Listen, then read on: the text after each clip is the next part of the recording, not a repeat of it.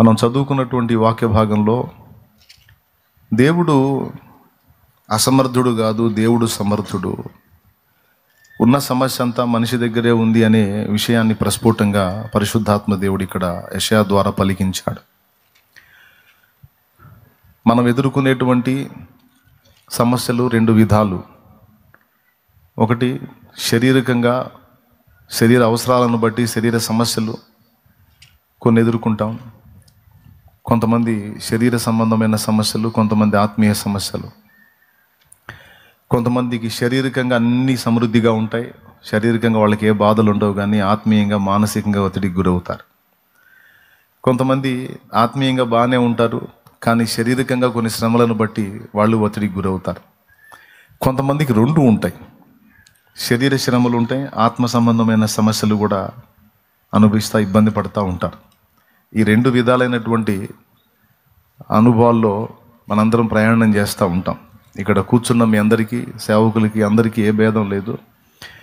శారీరకంగాను, మానసికంగాను, ఆత్మీయంగాను త్రివిధమైనటువంటి సమస్యలు ఎవరికి తగ్గ రీతిలో వాళ్ళు అనుభవిస్తూనే ఉన్నారు. కొన్ని డీల్ అవుతాయి, కొన్ని డీల్ కావు. కొన్ని సమస్యలకు పరిష్కారాలు కనపడతాయి, కొన్ని సమస్యలకు పరిష్కారాలు కనపడవు. పోరాటాలు కొనసాగుతూ ఉంటాయి. కొనసాగి విసుగొచ్చి, విరక్తి వచ్చి, చివరికి నిరాశ నిస్పృహల్లోకి వెళ్ళిపోయి ఏదో నడుస్తుందంటే బండి నడుస్తుంది అన్నట్టుగా నిస్తేజమైన జీవితాన్ని గడుపుతూ ఉంటారు చాలామంది. అయితే ఈ త్రివిధ సమస్య అంటే శారీరకంగాను, మానసికంగాను, ఆత్మీయంగాను మనం ఎదుర్కొనేటువంటి సమస్యల్ని దేవుడు అధిగమింప చేయలేడా, వాటి నుంచి మనకు పరిష్కారాన్ని ఇవ్వలేడా అని మనం ప్రశ్నించుకుంటే దేవుడు రాజీ పడట్లా. మూడు విధాలైనటువంటి సమస్యల్లోంచి మిమ్మల్ని రక్షించడానికి దేవుడు సమర్థుడే. రక్షింపనేరకు ఉంటున్నట్లు యెహోవా హస్తం కూర్చగాలేదు, ఆయన చేయి చిన్నది కాదు, ఆయన బాహు బలమైంది. విననేరక ఉంటున్నట్లు ఆయన చెవులు మందం కాలేదు. నీకు నాకు వినడానికి చెవులు ఇచ్చిన ఆయన చెవులు చాలా షార్పుగా ఉంటాయి, వినగలుగుతాడు ఆయన. అయితే ఆయన సహాయం చేయకుండా ఉండటానికి, మన మొర్ర ఆయన దాకా వెళ్లకుండా ఉండటానికి కారణం మన దోషాలు అని దేవుడు ప్రస్తావించాడు. దోషాలు, మీ పాపములు, మీ దోషములు అని మనతోనే మాట్లాడుతున్నాడు. మీకు దేవునికి అడ్డంగా వచ్చినందున మీరు మొర్ర పెట్టినా ఆయన వినకున్నాడు, ఆయన ముఖం మీకు మరుగైపోయింది. ఒకవేళ ఈ దోషాలు అనేవి లేకపోతే తప్పకుండా ఆయన హస్తం మీకు తోడై ఉంటుంది, ఆయన ముఖ దర్శనం మీకు కలుగుతుంది, ఆయన చూడొచ్చు, ఆయన బాహుబలాన్ని ఈ మూడు విధములైన సమస్యల్లో మీరు అనుభవించవచ్చు. శారీరక, మానసిక, ఆత్మీయ సమస్యలు. ఆత్మ సంబంధంగా సమస్య వచ్చినా మనసు నలిగిద్ది, శారీరకంగా సమస్య వచ్చినా మనసు నలిగిద్ది. ఈ రెండింటికి మధ్యలో ఉంటుంది మనసు. నేను మళ్ళీ చెప్తున్నాను, శరీర సంబంధమైన అప్పులు, ఇరుకులు, ఇబ్బందులు, బాధలు, రోగాలు, కష్టాలు, కన్నీళ్లు, కేసులు, నిందలు, అవమానాలు, దుష్ప్రచారాలు, కొన్ని రకాల ఈ ఒత్తిళ్ళు, శరీరానికి కలిగినటువంటి సమస్యలన్నిటిని బట్టి మనసే నలిగిద్ది. కొంతమందికి ఇవేవి ఉండవు. ఆత్మీయ జీవితంలో పడతాలు లెగుస్తా కొనసాగలేక, గాలివాన చేత కొట్టబడ్డట్టు ఆత్మీయ జీవితంలో స్థిరత్వం లేకుండా, నెమ్మది లేకుండా ఇబ్బంది పడుతున్న వాళ్ళకి మనసే నలిగిద్ది. ఈ రెండింటికి మధ్య మనసు ఉంటుంది. ఈ మనసు నలిగిపోతూ ఉంటుంది, అటు సమస్య అయినా ఇటు సమస్య అయినా. అవునా? కాబట్టి నేను అందుకే మానసిక సమస్య అని చెప్పాను. శారీరక, మానసిక, ఆత్మీయ త్రివిధములైన సమస్యలు, మూడు విధాలైన సమస్యలు అందరికీ ఉంటాయి. అయితే వీటి నుంచి విడుదల పొందడానికి, మనల్ని విడిపించడానికి దేవుడు అసమర్థుడా సమర్థుడా అంటే దేవుడు సమర్థుడు. ఎక్కడ కూడా దేవుడు తేడా లేదు. దేవుడు బలవంతుడు, అన్నిటి నుంచి విడిపించి మనకు భూమి మీద దేవుడు ఇచ్చినటువంటి ఆయుష్కాలం అంతా సుఖముగా గడిచిపోయే సంవత్సరాలు మనకి ఇవ్వగల సమర్థుడు. కానీ అలా కాకుండా మనకి ఎందుకు సమాధానం దొరకట్లేదు, ప్రతికూలతలు ఎదురవుతున్నాయి, ఏంటి పరిస్థితి అంటే దానికి కారణం దేవుని వాక్యం చెప్తుంది. దేవుని యొద్ద నుండి మీకు సహాయము, సమాధానం రాకపోవడానికి దేవుడు కారణం కాదు, మీరే కారణం అన్నాడు. మనమే కారణమట. మనం కారణం అంటే మనం చేసిన దోషాలు కారణం. ఆదామా, నీ నిమిత్తము నేల శపింపబడి ఉన్నది అన్నాడు. ఒకప్పుడు అదే ఆదాముకి చెప్పాడు, ఈ తోటలోని చెట్ల ఫలాలన్నీ కూడా మీరు తినొచ్చు, ఇందులో మీరు ఏది కావాలంటే అది తీసుకొని తినొచ్చు, ఆ మంచి చెడులో తెలియనిచ్చేటువంటి ఆ వృక్షఫలం ఒక్కటి మినహాయించి అన్నీ తినండి అని దేవుడే చెప్పాడు. భూమి మొలిపించింది ఫ్రీగా. విత్తనములిచ్చు చెట్లను, నానా విధములైన ఫలవృక్షములను భూమి మొలిపించునుగాక అని దేవుడు పలికినప్పుడు భూమి మొలిపించింది. భూమి మొలిపించినంత కూడా ఆశీర్వాదకరమైన ఫలభరితమైనటువంటి చెట్లను మొలిపించింది. అంతేకాదు దేవుడు తూర్పున ఏదెనులో ఒక తోట వేసి, దేవుడే వేసి ఆదాము హవ్వలను అందులో పెట్టాడు. ఇక్కడ గమనించాల్సిన విషయం ఏంటంటే, వాళ్ళకి కావాల్సినటువంటి సమస్తాన్ని దేవుడే ఏర్పాటు చేశాడు. వారు సృష్టింపబడక మునుపు భూమి ఆకాశాలను సిద్ధపరచడం కానీ, సూర్యచంద్ర నక్షత్రాలను సిద్ధపరచడం కానీ, నక్షత్రాలను సిద్ధపరచడం కానీ, నానా విధమైన చెట్లను, మృగాలను, పక్షులను, చేపలను సమస్తాన్ని నిర్మించడం కానీ అంత ముందు రెడీ చేసి ఫైనల్లో మానవుని రెడీ చేశాడు. ఇదంతా దేవుడు చేసిన పనే. మానవుడిని రెడీ చేసిన తర్వాత కూడా మానవుడి చేత వ్యవసాయం చేయించలేదు. దేవుడే తోట వేసి తోటని డెవలప్ చేసి అంత రెడీ అయిన తర్వాత అందులో పెట్టాడు. వీళ్ళు పోయి పంట పండించుకొని తింటాం కాదు, ఆల్రెడీ ఫలవృక్షాలను అక్కడ ఉంచాడు. కానీ అదే దేవుడు ఆదాము వద్దన్న పని చేసి దోషాన్ని మూటగట్టుకున్నప్పుడు, పాపం చేసినప్పుడు ఏమన్నాడో తెలుసా? ఆదామా, నీ నిమిత్తము నేల శపింపబడి ఉన్నది అన్నాడు. అంటే ఆదాము చేసినటువంటి పాపమును బట్టి ఆదాముకి అంతకుముందు ఫ్రీగా పండ్లు మొలిపించేటువంటి చెట్లు ఎక్కడ పట్టినా ఫ్రీగా మొలిచేటువంటి అనుభవాలు పోయి ముళ్ళ తుప్పలు, గచ్చ పొదలు, బలురక్కసి చెట్లే మొలుస్తాయి అన్నాడు. శాప ఫలితం అది. ఇప్పుడు ఏం చేయాల్సి వచ్చింది? ఆదాము వాటన్నిటినీ వ్యవసాయం ద్వారా తీసేసుకొని విత్తనాలు నాటుకొని తానే పండించుకోవాల్సినటువంటి పరిస్థితి ఏర్పడింది. ఒకప్పుడు అవన్నీ ఫ్రీగా మొలిచాయి, ఇప్పుడు నాటినా కూడా సరిగా మొలిచావట్లేదే గొడవ. మీరు అటు చూడండి, తూర్పు దిక్కుకు చూడండి, అందరూ కలిసి ఎవరు నాట్లా, భూమి ఖాళీగా ఉంటే చాలు అవి వద్దన్న పెరుగుతున్నాయి. మా దగ్గర అడవి తుమ్మ కంప అంటారు, తుమ్మ చెట్లు అంటారు. కొంతమంది జపాన్ కంప అంటారు. స్తోత్రం. జపాన్ చెట్లు, జపాన్ కంప అని. మేమేమో అడవి తుమ్మ చెట్లు అంటాం. అవి ఎవడు మొలిపించే పని లేదు, వ్యవసాయం చేసే పని లేదు. శుభ్రంగా అలాంటి పండ్ల చెట్లు, తోటలు కానీ మొలిస్తే మామూలుగా ఉంటుంది జనాలకి. కానీ అది మొలవట్ల. ఎందుకంటే శాప ఫలితం. నీ నిమిత్తము నేల శపింపబడి ఉంది. కాబట్టి ఇప్పుడు మనకు ఫ్రీగా మొలిచేది ఎక్కడన్నా బీడి భూముల్లో మొలిచేది ఏంటో తెలుసా? ఈ ముళ్ళ తుప్పలు, గచ్చ పొదలు, బలు రక్కసి చెట్లు మొలుస్తాయి. నిద్ర వచ్చిన వాళ్ళు స్తోత్రం చెప్పండి.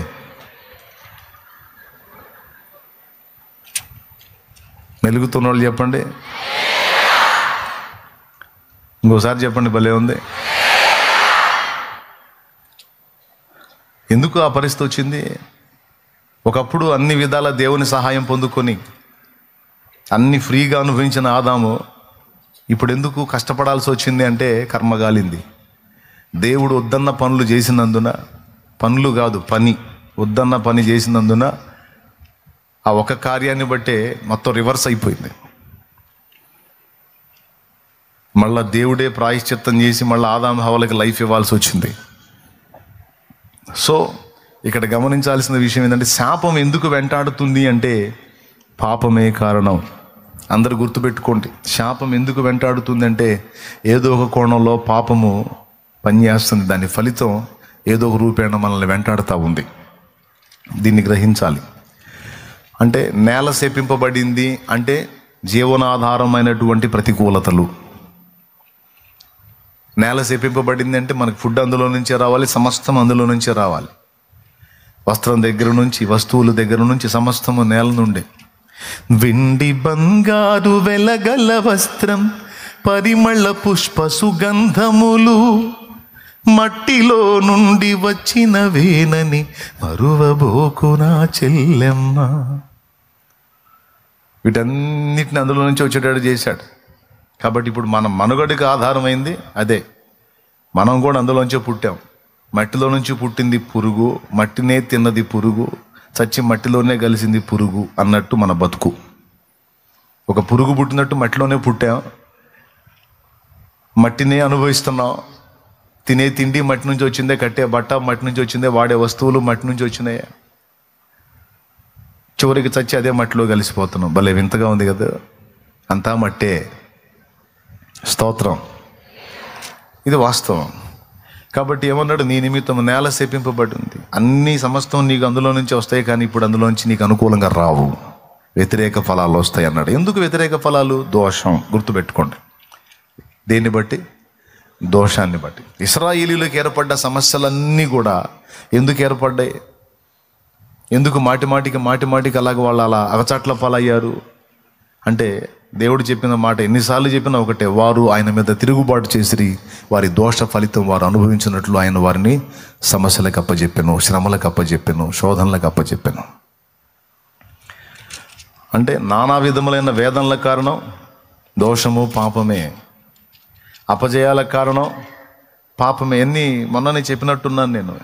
యెహోషువ గ్రంథము 7వ అధ్యాయంలో హాయి పట్టణం మీదికి యుద్ధానికి వెళ్ళి అందులో దాదాపు 30 మంది పైచిలుకు సైనికుల్ని కోల్పోయి, ఏం జరిగింది ప్రభువా, నాకు తోడై ఉంటానన్నావు, నిన్ను విడవని ఎడబాయనన్నావు, మోషేకి తోడై ఉన్నట్టు నీకు కూడా తోడై ఉంటానన్నావు, నీకు విజయాలే కానీ అపజయాలు లేవన్నావు, అలాగే చాలా జయాలు కూడా ఇచ్చావు, ఇప్పుడు ఎందుకు ప్రభువా చిన్నదైన హాయి పట్టణాన్ని గెలవలేకపోయాము, నా ప్రజల్ని కోల్పోయాను, ఎందుకయ్యా ఇలాంటి దుర్గతి సంభవించిందని యెహోషువ ముఖం నేలేసుకొని దుఃఖపడి ఏడుస్తూ ఉంటే, దేవుడు అంటాడు, ఎందుకు నీవు ముఖము నేలను చూస్తా నువ్వు కూర్చున్నావు, ఇశ్రాయేలు పాపము చేసినందున ఇది వచ్చింది ఈ పరిస్థితి అంటాడు. ఏం పాపం చేశారు నాయన అంటే, మొత్తం సెర్చ్ చేస్తే ఆకాన్ అనేవాడు ఎరికోలో శపితమైనటువంటి వాటిని ముట్టొద్దని దేవుడు చెప్తే శపితమైనవి తీసుకొచ్చుకొని గుడారంలో దాచిపెట్టుకుంటాడు. ఆ ఒకడు చేసిన దానికి మొత్తానికి వచ్చింది. అందువల్లనే చాలా పెద్ద వాటిని కొట్టినటువంటి వీళ్ళు చిన్న పట్టణం హాయి పట్టణం దగ్గర గెలవలేక తనులు దీని వచ్చిన పరిస్థితి. ఈ ఓటమి ఎందుకు ఎదురైంది? పాపము. ఓకే, భూమి నుండి రావాల్సిన ఫలము రాకుండా దారిద్ర్యత ఎందుకు ఏర్పడింది? పాపము. వరుస శ్రమలు, వరుస దెబ్బలు ఎందుకు ఎదురవుతున్నాయి? పాపము. 3. 4వది శరీర రోగాలు కూడా దీనికే ఇదే కారణం చాలా వరకు. శారీరక రోగాలు కూడా ఇదే కారణం చాలా వరకు. బైబిల్లో మనం అది కూడా చూడొచ్చు. బేతెస్దా కోనేటి దగ్గర జబ్బుతో పడున్నవాడు ఎలా రోగి అయి ఉన్నాడు అంటే, ఇదిగో నీవు స్వస్థత పొందితివి, మరి ఎక్కువ కీడు నీకు కలుగున్నట్లు ఇక పాపం చేయొద్దని యేసయ్య చెప్పాడు వానితో. అంటే ఆల్రెడీ చేసిన పాపాలకు అనుభవించావురా, మళ్ళీ చేయవాకరా, ఇంకా ఘోరంగా దెబ్బతింటావని చెప్పాడు. స్తోత్రం.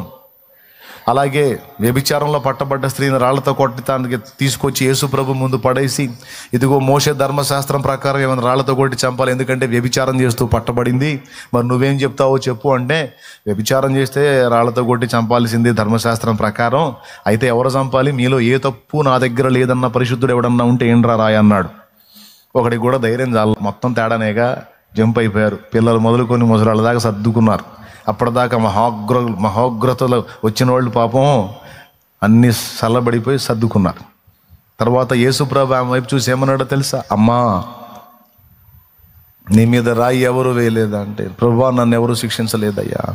అప్పుడు ప్రభు అన్నాడు, నేను నిన్ను శిక్షింపను కానీ ఇక నువ్వు వెళ్ళి పాపము చెయ్యకు అన్నాడు. పాపము చెయ్యకు అన్నాడు. అంతేగాని గుట్టుగా చేసుకోమా అని చెప్పలా, బయటపడకుండా చేసుకోమా అని చెప్పలా. నీకు ఈ కర్మ ఎందుకు పట్టింది? 10 మంది నిన్ను వెంటబడి రాళ్ళేసే పరిస్థితి నీకు ఎందుకు వచ్చిందంటే, నీ పాపము. బాయ్ ఏంది? పాపం తల్లి. స్తోత్రం చెప్పు, గట్టిగా చెప్పు, ఇంకోసారి చెప్పు. ఏంటిది? పాపం. నలుగురిలో నవ్వుల పాలు కావడానికి కారణం పాపం. రోగాల బారిన పడటానికి కారణం పాపం. ఆర్థిక దారిద్ర్యత, భూఫలము అందకపోవడానికి కారణం పాపం. 3. 4వది అపజయానికి కారణం పాపం. ఈ రకంగా మనం ఎదుర్కొంటున్న సమస్త వేదనలకి పాపమే కారణం. నంబర్ 1 ముందు మనం చూసుకోవాల్సింది అది. మన జీవితంలో మనం ఎదుర్కొంటున్న శారీరక, మానసిక, ఆత్మీయ సమస్యలకి ఏది కారణమై ఉంది, దేన్ని బట్టి నేను ఇలాగ ఇబ్బంది పడుతున్నాను, అసలు దీని మూలం ఏంటి అనేదాన్ని మనం కనిపెట్టకపోతే టైం వేస్ట్ అయితే చాలా లాస్ అవుతాం మనం. ఒకవేళ అలాంటి పరిస్థితి మనకు ఉండొద్దు అంటే ఫస్ట్ పరిశీలన చేసుకోవాలి. ఈ 3 సమస్యలకు మూలం ఏంట్రా అంటే పాపమే.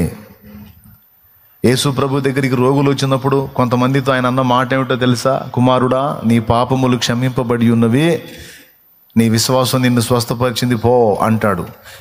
నీ విశ్వాసం నిన్ను స్వస్థపరిచింది పో అనే దానికి ముందు నీ పాపములు క్షమింపబడి ఉన్నవి అనే పదం వాడాడు.